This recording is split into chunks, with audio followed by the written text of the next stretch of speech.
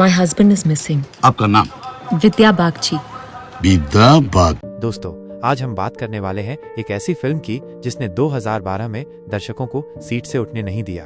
एक ऐसी कहानी जो कलकत्ता की गलियों में बुनी गई, एक ऐसी खोज जो आपको हर पल चौंका देगी। जी हाँ, मैं बात कर रहा हूँ सुजॉय घोष की शानदार थ्रिलर कहानी की। विद्या बालन के दमदार अभिनय और रहस्य से भरी इस फिल्म ने न सिर्फ दर्शकों का दिल जीता, बल्कि भारतीय सिनेमा में थ्रिलर की एक नई परिभाषा भी लिखी। तो चलिए जानते हैं इस रहस्यमयी कहानी के हर पहलू को और देखते हैं कि कैसे एक गर्भवती महिला अपने खोए हुए पति की तलाश में कलकत्ता के हर कोने को छान मारती है।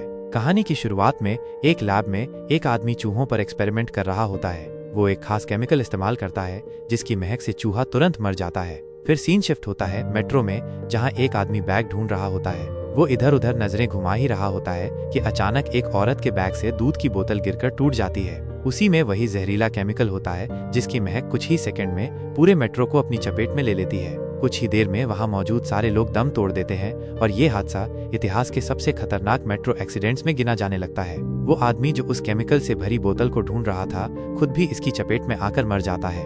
कहानी अब 2 साल आगे बढ़ती है। दुर्गा पूजा की तैयारियां पूरे जोरों पर चल रही होती हैं और इन्हीं भीड़ भाड़ भरी गलियों में लंदन से आई एक गर्भवती महिला विद्या घूम रही होती है। वो अपने पति अर्णव को ढूंढने कलकत्ता आई है।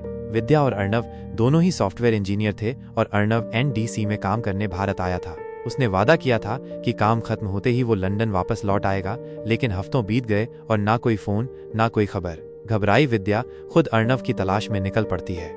सबसे पहले वो पुलिस स्टेशन पहुंचती है, जहां उसकी मुलाकात ऑफिसर राणा से होती है। वो उसे पूरी बात बताती है, कैसे अर्णव इंडिया आया, कैसे उसने वापस आने का वादा किया था और अब अचानक वो लापता हो गया है। असल में अर्णव को इंडिया भेजने का फैसला विद्या का ही था। अर्णव नहीं चाहता था कि वो यहाँ आए, लेकिन विद्या ने उसे फोर्स किया कि अगर अच्छा काम मिल रहा है तो जाना चाहिए। अब जब वो लापता हो गया था तो विद्या खुद को भी कोस रही थी कि काश उसने उसे भेजने के लिए न कहा होता। राणा विद्या की मदद करने को तैयार हो जाता है। सबसे पहले वे दोनों उस होटल पहुंचते हैं जहां अर्णव ठहरा हुआ था, लेकिन वहां के स्टाफ का कहना होता है कि अर्णव नाम का कोई भी इंसान कभी वहां नहीं रुका। विद्या को ये बात हजम नहीं होती। गुस्से में आकर वो होटल स्टाफ को कुछ डिटेल्स बताने लगती है, जैसे कि होटल में क्या चीज कहाँ होती थी, रूम में कौन सी चीज कहाँ रखी थी। इससे साफ हो जाता है कि अर्णव सच में वहां था, लेकिन होटल स्टाफ मानने को तैयार नहीं था। विद्या ठान लेती है कि वो उसी कमरे में रुकेगी जहां अर्णव ठहरा था। कमरे में आते ही वो अपने पति की यादों में डूब जाती है और फूट फूट कर रो पड़ती है। इस होटल में काम करने वाला एक छोटा बच्चा विष्णु, जिसकी मासूमियत किसी को भी अपना बना सकती थी, विद्या का दोस्त बन जाता है। विद्या अब NDC की HR मैनेजर एग्नेश से मिलने जाती है, लेकिन वहां भी वही जवाब मिलता है, अर्णव नाम का कोई भी शख्स वहां कभी काम करने नहीं आया। विद्या को अपनी आंखों पर यकीन नहीं होता जब एग्नेश उसे अर्णव की फोटो दिखाती है और साफ कह देती है कि उसने कभी इस इंसान को नहीं देखा। लेकिन विद्या जानती थी कि कुछ तो गड़बड़ है, कुछ ऐसा जो वो देख नहीं पा रही थी। विद्या को याद आता है कि अर्णव के चाचा इसी शहर में कहीं रहते हैं, लेकिन उसे उनका घर ठीक से याद नहीं था। फिर भी वो और राणा उनकी तलाश में निकल पड़ते हैं। रास्ते में विद्या को अर्णव का स्कूल दिखता है, जिससे उसे यकीन हो जाता है कि उसके चाचा का घर भी आसपास ही होगा। लेकिन काफी ढूंढने के बाद भी उन्हें वो घर कहीं नहीं मिलता। उधर एग्नेश को अर्णव की फोटो देखकर मिलन दाम जी नाम का एक आदमी याद आता है, जो पहले NDC में ही काम करता था। वो उसकी प्रोफाइल एक्सेस करने की कोशिश करती है, लेकिन किसी वजह से उसे एक्सेस नहीं कर पाती। दूसरी तरफ विद्या खुद अर्णव के पुराने स्कूल पहुंचती है, लेकिन वहां भी उसे वही जवाब मिलता है, अर्णव नाम का कोई भी छात्र वहां कभी नहीं था। राणा इस केस में और गहराई से छानबीन करता है और इमिग्रेशन डिपार्टमेंट से जानकारी निकलवाता है। रिपोर्ट देखकर विद्या के पैरों तले जमीन खिसक जाती है। उस तारीख को जो विद्या ने बताई थी, न तो कोई अर्णव लंदन से भारत आया था और न ही भारत से वापस गया था। ये कैसे हो सकता था? क्या अर्णव कभी यहाँ आया ही नहीं था? तभी एग्नेश विद्या को बताती है कि उसके पति की शक्ल NDC के एक एक्स एम्प्लॉय मिलन दाम जी से काफी मिलती जुलती है। वो बहुत मजाकिया किस्म का इंसान था, लेकिन 2 साल पहले अचानक गायब हो गया। जिस दिन वो गया था उस दिन NDC में काफी हलचल थी। कई लोग उसे ढूंढने आए थे, लेकिन वो किसी को कुछ बताए बिना चला गया। तब से उसका कोई अता पता नहीं था। एग्नेश कहती है कि उसने मिलन दाम जी की प्रोफाइल एक्सेस करने की कोशिश की थी, लेकिन किसी ने उसकी फाइल ब्लॉक कर रखी थी। शायद NDC के पुराने रिकॉर्ड्स में कुछ जानकारी मिल सकती थी। अब कहानी एक नए किरदार बॉब विश्वास की ओर मुड़ती है। बॉब देखने में एक सीधा साधा इंसान लगता है, जो एक इंश्योरेंस कंपनी में काम करता है, लेकिन काम में दिलचस्पी न होने की वजह से वो हमेशा अपने बॉस की डांट खाता रहता है। एक दिन वो एग्नेश के घर पहुंचता है। एग्नेश दरवाजा खोलती है और मुस्कुराते हुए उससे मिलती है, लेकिन अगले ही पल बॉब अपने बैग से साइलेंसर लगी पिस्तौल निकालता है और बिना कोई मौका दिए उसे गोली मार देता है। बॉब दुनिया की नजरों में एक आम इंश्योरेंस एजेंट था, लेकिन असल में वो एक कॉन्ट्रैक्ट किलर था। अब सवाल ये था कि एग्नेश को मारने का ऑर्डर आखिर दिया किसने। इसका जवाब धीरे धीरे सामने आने वाला था। अब कहानी में एक और अहम किरदार की एंट्री होती है इंटेलिजेंस ब्यूरो के अफसर मिस्टर खान। वो सीधे अपने कमांडर इन चीफ भास्करन से मिलता है और उसे रिपोर्ट देता है कि एनडीसी की एचआर मैनेजर एग्नेश की हत्या हो चुकी है। मरने से ठीक पहले उसने मिलन दामजी की प्रोफाइल एक्सेस करने की कोशिश की थी। ये इत्तेफाक नहीं हो सकता था। खान कोलकाता के लिए निकलता है और वहां पहुंचते ही सबसे पहले विद्या से मिलने जाता है। आखिर एग्नेश से आखिरी बार मिलने वाली इंसान वही थी। विद्या खान को पूरी कहानी सुनाती है, लेकिन खान बिना कोई दिलचस्पी दिखाए सीधा कहता है कि मिलन नाम का कोई आदमी कभी था ही नहीं और तुम्हारे लिए बेहतर यही होगा कि तुम वापस लंदन लौट जाओ। खान को लगा कि अगर वो विद्या को डरा धमका कर समझाएगा तो शायद वो हार मान लेगी, लेकिन विद्या की आंखों में एक अलग ही जिद थी। वो उसकी आंखों में आंख डालकर जवाब देती है, अगर मैं जाऊंगी तो अपने पति को साथ लेकर ही जाऊंगी। उधर भास्करन कैप्टन प्रताप से संपर्क करता है और कहता है कि उसे मिलन दाम जी के बारे में कुछ जरूरी बातें करनी है, लेकिन कैप्टन किसी भी तरह की मुलाकात से साफ इनकार कर देता है। राणा अब भी विद्या की मदद में जुटा हुआ था। वो अलग अलग जगह जाकर तहकीकात कर रहा था, लेकिन खान को ये बिल्कुल पसंद नहीं आता। वो गुस्से में राणा को धमकाते हुए कहता है, ये केस अब हमारे हाथ में है तो ज्यादा होशियारी दिखाने की जरूरत नहीं है, समझे। विद्या को अचानक एग्नेश की बात याद आती है। एनडीसी के पुराने ऑफिस में पुराने एम्प्लॉय रिकॉर्ड्स रखे हुए थे। अगर मिलन दाम जी का कोई रिकॉर्ड बचा हो तो शायद वहीं मिलेगा। इसी बीच बॉब को एक कॉल आता है। दूसरी तरफ से एक आदमी कहता है, तुम्हें एनडीसी के पुराने ऑफिस जाकर मिलन दाम जी की फाइल चुरानी है। बॉब बिना सवाल किए इस मिशन के लिए निकल पड़ता है। विद्या भी चोरी छुपे एनडीसी के पुराने ऑफिस में घुसने का प्लान बनाती है। किसी तरह वो वहां पहुंचती है और बहुत मशक्कत के बाद मिलन दाम जी की फाइल ढूंढ निकालती है, लेकिन जैसे ही वो फाइल खोलती है उसकी आंखें हैरानी से चौड़ी हो जाती हैं। मिलन दाम जी हूबहू अर्णव की तरह दिखता था। अभी विद्या इस खुलासे को समझ भी नहीं पाती कि तभी वहां बॉब पहुंच जाता है। वो कुछ समझ पाती इससे पहले ही बॉब उन पर हमला करने की कोशिश करता है, लेकिन विद्या और राणा किसी तरह उससे बचकर वहां से निकल जाते हैं। विद्या फाइल लेकर सीधा खान के पास जाती है और उसकी टेबल पर फाइल पटकते हुए कहती है, अब बताओ मिलन कौन है। खान शांत लहजे में जवाब देता है, ये तुम्हारे पति नहीं है तो फिर बेकार में क्यों परेशान हो रही हो। विद्या जोर देकर कहती है, मैं जानती हूँ कि मिलन अर्णव नहीं है, लेकिन वो बिल्कुल अर्णव जैसा दिखता है। अगर मेरे पति के साथ कुछ हुआ है तो मुझे ये जानना बहुत जरूरी है कि मिलन दाम जी कौन था। खान गहरी सांस लेकर एक राज खोलता है। 2 साल पहले कोलकाता मेट्रो में जो बड़ा अटैक हुआ था उसके पीछे मिलन दाम जी का हाथ था। विद्या ये सुनकर हिल जाती है, लेकिन खान की अगली बात उसे और ज्यादा झकझोर कर रख देती है। जिस आदमी को तुमने कहानी की शुरुआत में देखा था, जो चूहों पर जहरीली गैस का एक्सपेरिमेंट कर रहा था, वो तुम्हारा पति अर्णव था। खान विद्या को समझाने की कोशिश करता है, अभी तक ये पूरी तरह कंफर्म नहीं हुआ है कि अर्णव ही मिलन है या मिलन ही अर्णव। जब मुझे उसे पकड़ने का काम सौंपा गया था तब तक वो पूरी तरह गायब हो चुका था। उसके नाम का कोई रिकॉर्ड नहीं, कोई पहचान नहीं। दुनिया के लिए मिलन दाम जी का कोई अस्तित्व ही नहीं है। विद्या परेशान होकर पूछती है, अगर उसका कोई अस्तित्व ही नहीं तो आप लोग उसे इतना ढूंढ क्यों रहे हैं। खान थोड़ा गंभीर होकर जवाब देता है, क्योंकि मिलन एक सरकारी एजेंट था जो दुश्मन की तरफ चला गया। ये सच अब तक जनता से छुपाया गया है। हमारे सिस्टम के अंदर कोई ऐसा इंसान है जो मिलन की मदद कर रहा है। उसे बचाने वाले बहुत ताकतवर लोग हैं और तुम्हारी ये स्टंटबाजी तुम्हें मुश्किल में डाल सकती है। विद्या इन सब बातों को सोचते हुए मेट्रो स्टेशन पर बैठी होती है। उसके दिमाग में एक ही सवाल घूम रहा होता है, आखिर ये खेल है क्या। तभी अचानक बॉब उसके पीछे से आता है और उसे धक्का देकर मेट्रो के सामने गिराने की कोशिश करता है। विद्या की जान हलक में अटक जाती है, लेकिन अगले ही पल बॉब उसे खींचकर बचा लेता है। वो धीरे से मुस्कुराते हुए कहता है, ये शहर बहुत खतरनाक है, यहाँ कुछ भी हो सकता है, तुम अभी भी चाहो तो भाग सकती हो। उधर भास्करन कैप्टन प्रताप से मिलने जाता है और उससे आग्रह करता है कि वो ऑफिस वापस लौट आए, लेकिन कैप्टन साफ मना कर देता है। भास्करन गुस्से में कहता है, सिर्फ एक प्रोजेक्ट फेल हो गया तो क्या इसका मतलब ये है कि हम पूरा ब्यूरो बंद कर दें। कैप्टन गंभीर आवाज में जवाब देता है, तुमने मुझे 3 आम लोगों को चुनकर उन्हें देश के बेहतरीन एजेंट्स में बदलने का काम दिया था, और मैंने क्या किया, मैंने एक राक्षस बना डाला। 2 लोग तो सही निकले, लेकिन मिलन दाम जी जैसा जानवर भी उन्हीं के बीच से निकला और उन्हीं लोगों के हाथों बिक गया जिनसे उसे हमें बचाना था। भास्करन थोड़ा चौंक कर पूछता है, तो क्या मतलब है इसका। कैप्टन गहरी सांस लेकर कहता है, मिलन को भगाने में जिसने उसकी मदद की वो आज भी ब्यूरो के अंदर है। जिस दिन वो पकड़ में आ गया उसी दिन मैं वापस लौट आऊंगा। अब सवाल ये था कि सच्चाई क्या थी। 3 चीजें हो सकती थी। 1, अर्णव विद्या को छोड़कर भाग गया। 2, अर्णव और मिलन दोनों एक ही आदमी है। 3, अर्णव की शक्ल सिर्फ मिलन से मिलती जुलती है और इसी वजह से अर्णव किसी बड़ी मुसीबत में फंस गया है। अब विद्या के पास सिर्फ एक ही रास्ता था, मिलन दाम जी की फाइल में मिले उसके घर के पते तक पहुंचना। वो जैसे ही वहां पहुंचती है उसे घर पूरी तरह से खाली मिलता है। ऐसा लगता है जैसे वहां कोई कभी था ही नहीं। वो घर के बाहर चाय की एक दुकान पर पूछताछ करती है, जहां उसे पता चलता है कि मिलन के घर अक्सर एक आदमी आता था जो हमेशा अपने साथ एक ब्रीफ केस लेकर आता था। अब विद्या उसी आदमी को ढूंढने का फैसला करती है।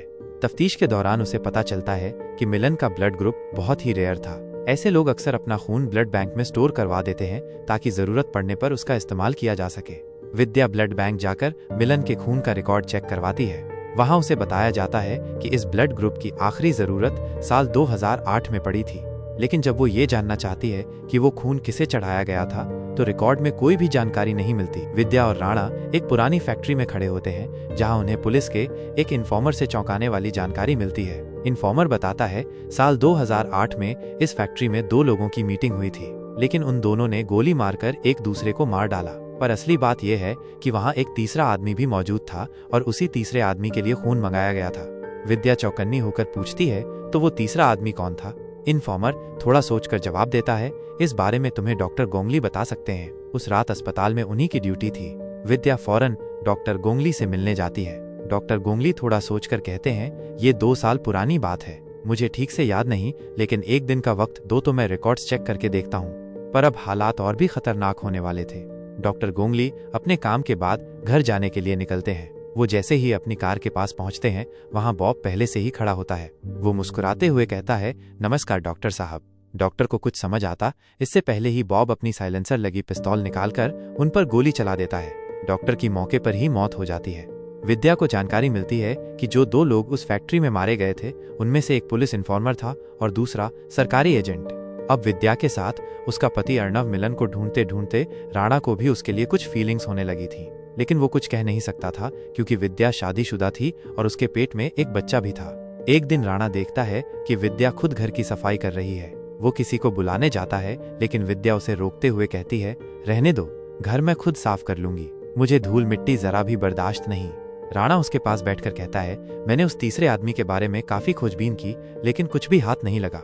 विद्या थोड़ा सोचते हुए कहती है, शायद इन्फॉर्मर एजेंट को कोई खास जानकारी देना चाहता था, लेकिन मिलन को इसकी खबर लग गई और उसने दोनों को मार डाला।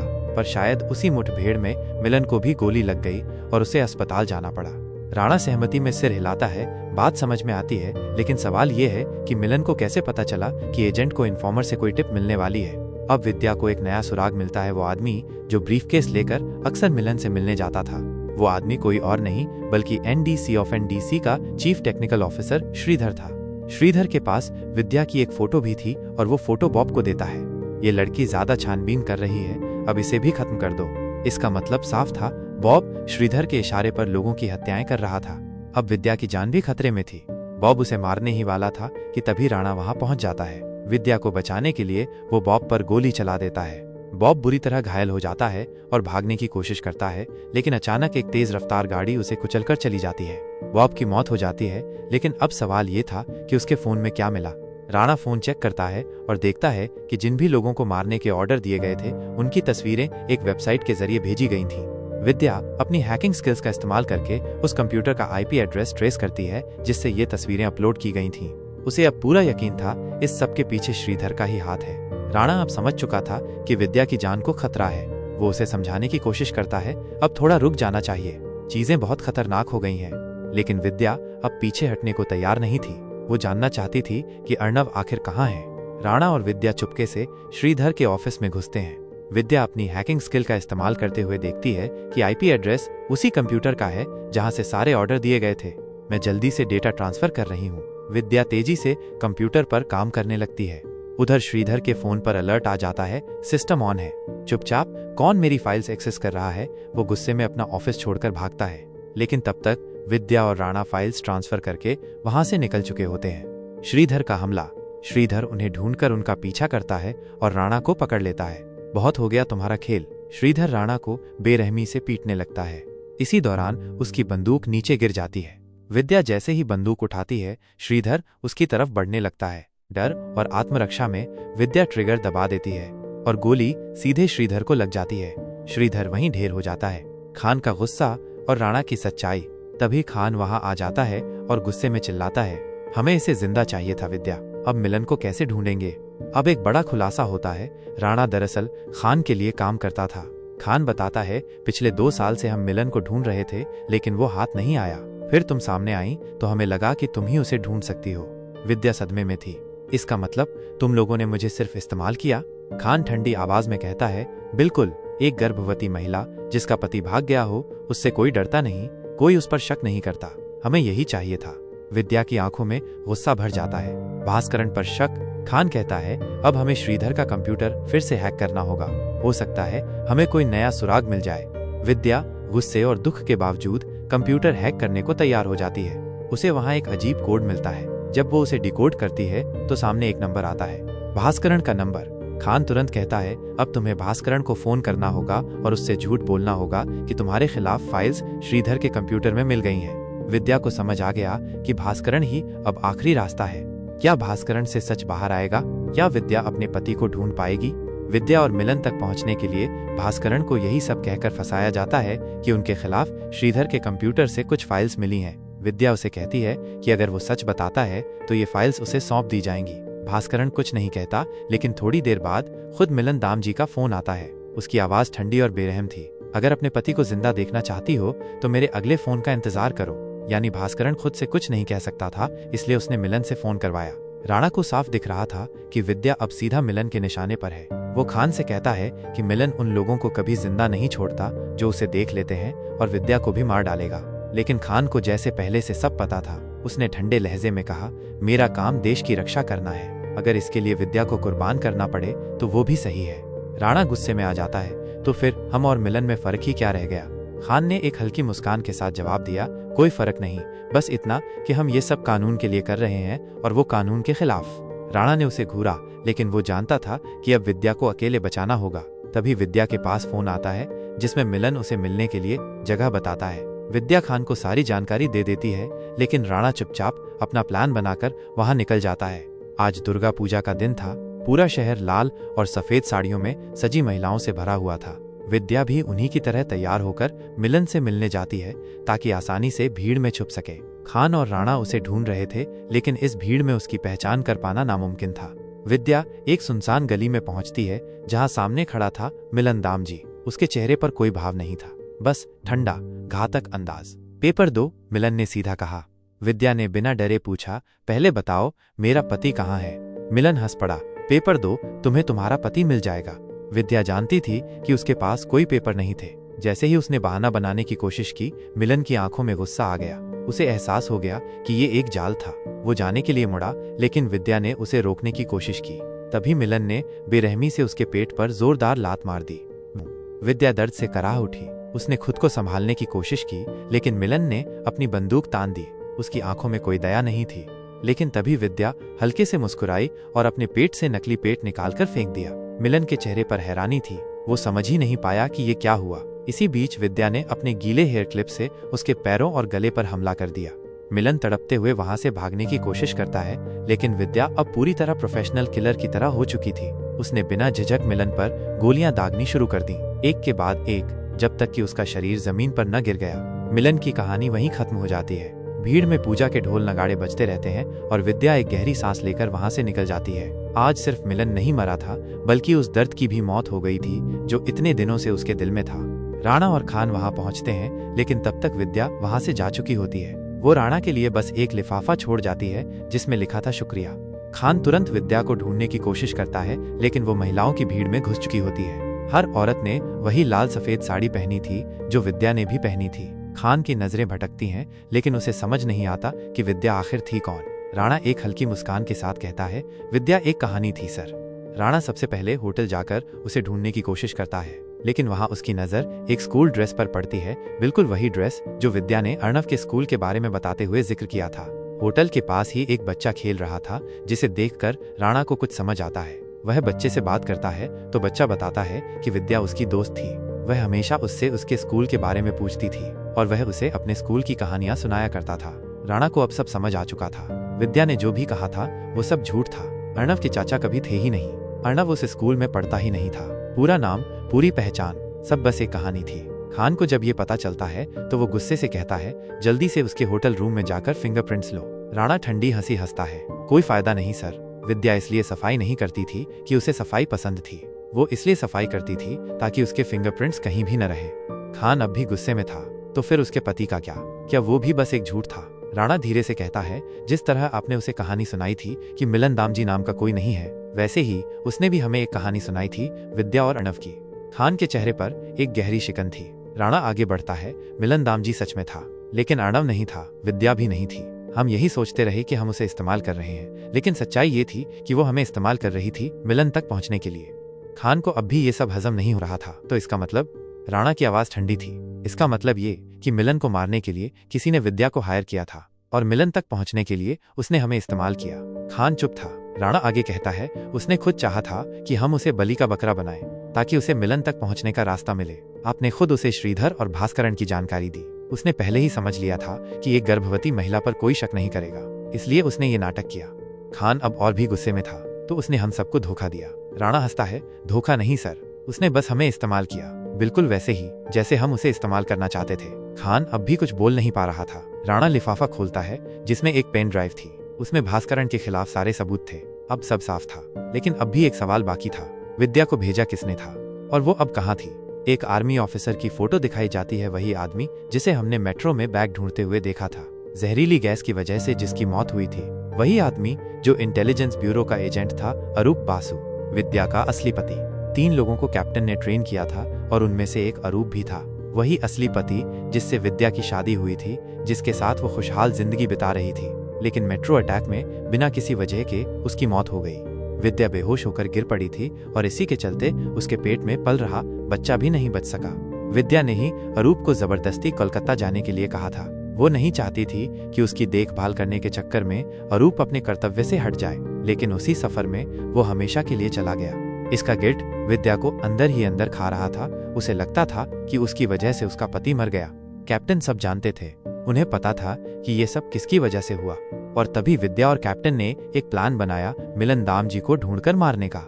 अरूप की जगह मिलन की फोटो लगाकर विद्या ने उसे अपना पति बताया ताकि वह अपने बदले की लड़ाई लड़ सके, और फिर उसने वही किया जो आप देख चुके हैं। कैप्टन विद्या की ओर देखते हैं और कहते हैं, आज अरूप को तुम पर गर्व हो रहा होगा, क्योंकि तुमने वो कर दिखाया जो हम में से कोई नहीं कर पाया।